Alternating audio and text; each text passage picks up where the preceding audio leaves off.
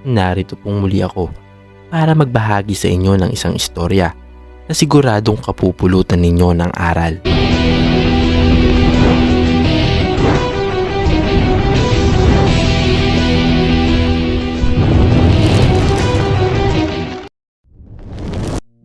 Ito ay isang kwento tungkol sa isang lalaking hindi nag-atubiling tumulong sa matandang pulubi kahit na siya ay walang-wala na rin. Hindi niya alam ang gantimpalang nakaabang sa kanya.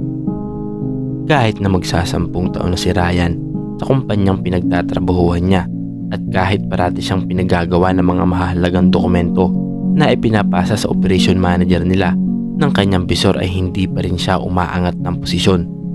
Isa pa rin siya sa mababa at ordinaryong empleyado nila. Isang araw ay may report na biglang pinagawa ang bisor ni Ryan na si Sir Jun. Hindi niya agad ito natapos. Sa oras nang maipasa niya ito ay hindi naman ito nagustuhan ng kanyang bisor. Ryan, anong klaseng gawa ba to? Parati namang ikaw ang gumagawa ng reports Bakit ngayon hindi mo magawa ng maayos? Gusto mo sigurong ipurnada yung promotion ko bilang bagong operation manager, no? Bakit naiinggit ka ba? Pag-uusisa ni Sir Jun. Naku sir, hindi po totoo yan. Sagot ni Ryan. Kulang lang po talaga sa oras. Masyado pong short notice yung pinapagawa nyo ngayon. Mahinang pagkakasabi nito. Abay, nagre-reklamo ka na ngayon. Ipapahamak mo pa ako sa kapalpakan mo. Kung hindi mo kayang sumunod, ay bakantihin mo na ang desk mo because you are fired. Bulyaw ni Jun kay Ryan. Walang nagawa si Ryan kundi magtungo sa kanyang mesa upang kuhanin ang kanyang mga gamit na nakayukyok ang ulo sa pagpapahiyang ginawa sa kanya ni Sir Jun bago tuluyang lisanin ang kanilang gusali. Pagka-uwi ni Ryan sa kanyang nirerentahan ay inaabangan siya ni Manang Rita na nagpapaupa sa kanya. Ryan, nasan na yung bayad mo sa lupa ng 2 buwan? Malinaw naman ang ating usapan, hindi ba? Na kapag hindi ka nakapagbayad ngayon ay paaalisin na kita. Paalala ng ginang. Manang Rita, baka naman ho pwedeng sa 1 buwan na lang muna ang bayaran ko. Masasagad na ho kasi yung matitira sa akin kung pang 2 buwan ang ibabayad ko sa inyo ngayon. Pakiusap ni Ryan. Huwag mo kong madaan-daan sa ganyan, Ryan. Ang usapan ay usapan. Masungit na pagkakasabi ng ginang.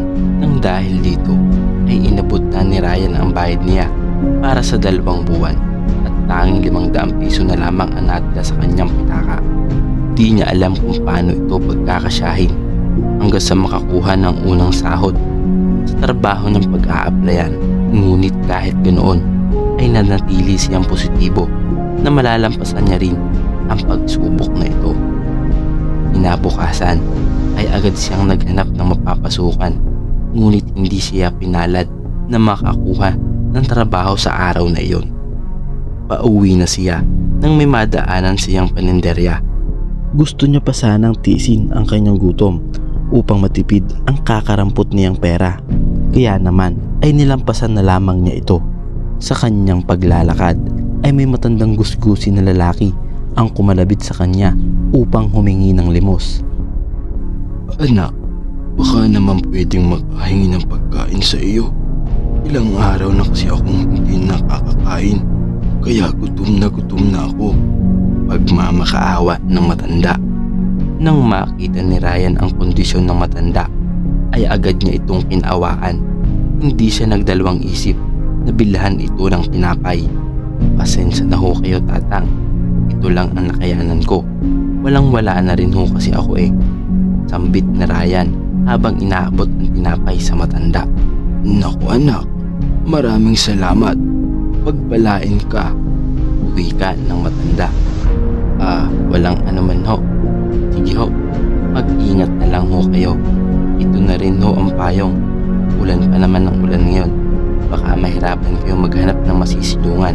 Ani ni Ryan bago iwanan ang matanda. Nagpatuloy na si Ryan sa kanyang paglalakad patungo sa kanyang tinutuluyan. Ilang saglit pa lamang nung siya ay makauwi ay may kumatok na sa kanyang pintuan.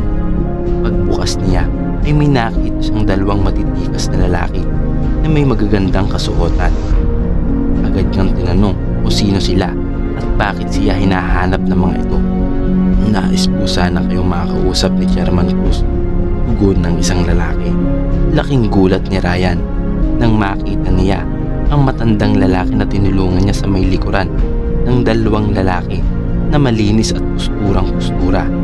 Doon niya lamang namukaan na ang lalaking iyon ang chairman ng dati niyang pinagtatrabahuhan na kumpanya. Ala, chairman, kayo ho pala.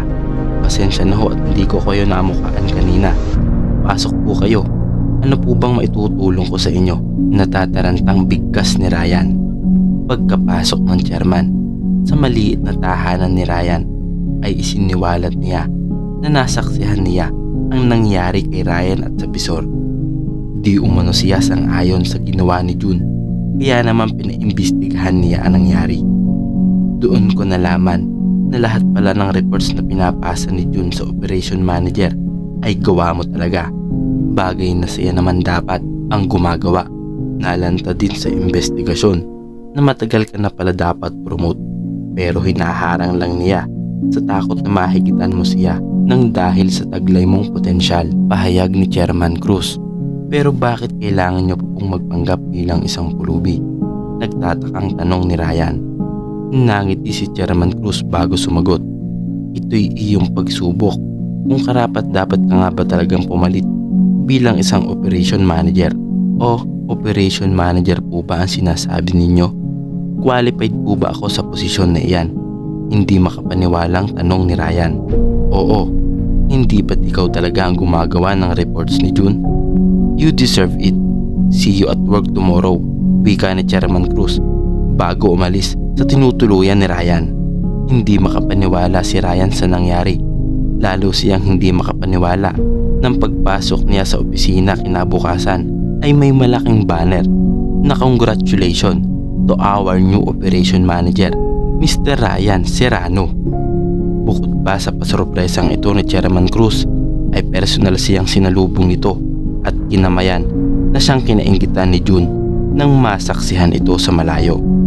Walang magawa si June kundi pagsisihan ang kanyang mga ginawa noon, habang si Ryan naman ay labis na nagpapasalamat sa nangyaring ito sa kanyang buhay. Patunay ito na may liwanag pagkatapos ng dilim at pinagpala ang mga taong mabubuti at matutulungin. Mga kabagsik, hanggang dito na lang po ang kwentong ito. Nawa ay may natutunan kayo. Tularan nyo itong si Ryan na natanggal man sa trabaho ay hindi nawala ng pag-asa na tumawag sa Panginoong Diyos upang malagpasan ang pagsubok na ito. Muli ay hanggang dito na lamang po. Para updated ka sa mga bagong istorya na kapupulutan mo ng aral ay nakikisuyo ako na isubscribe ang aking channel at i-hit mo na rin ang notification bell. Maraming salamat po.